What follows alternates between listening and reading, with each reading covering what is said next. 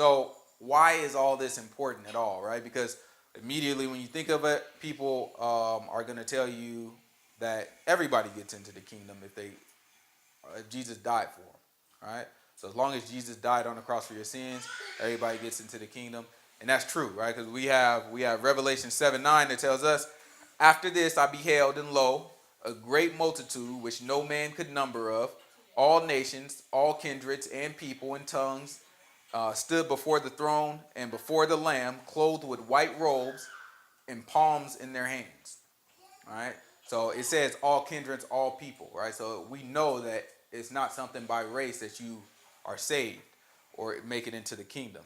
So why is it important for us to connect back to our history? Well, the reasons are fourfold. One is prophecy. All right. There's certain prophecy that's specific to descendants, physical descendants of Israel. Another one is our history, right? Every other nation almost can go onto ancestry.com and they can be proud of where they come from, and they can talk about where they come from, and they can use that history to establish who they are today. But we don't have that, so I believe we should have that right as well, and I don't think it should offend anybody for us to have that right. Then also racism, right? To justify slavery, one of the things that they said is that we were descendants of Ham. So they used the Bible and descendants of people in the Bible to justify our slavery.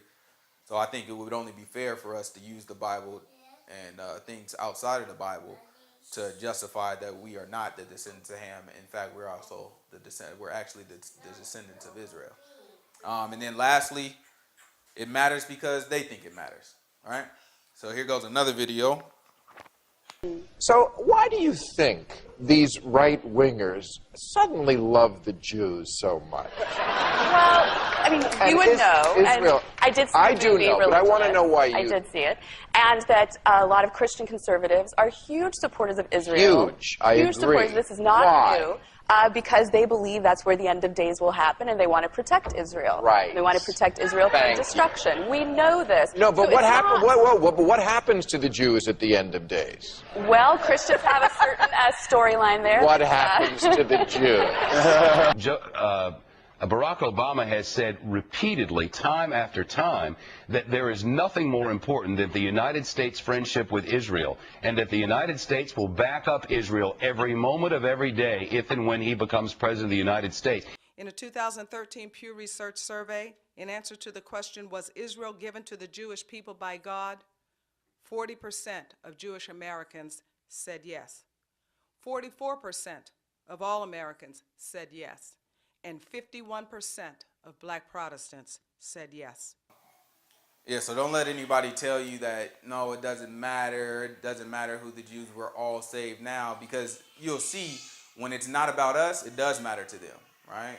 Polls across the nation, a president can't get elected in this country unless he emphasizes his support for Israel, right? Every president has to, right? So it does matter to them. It absolutely matters to them.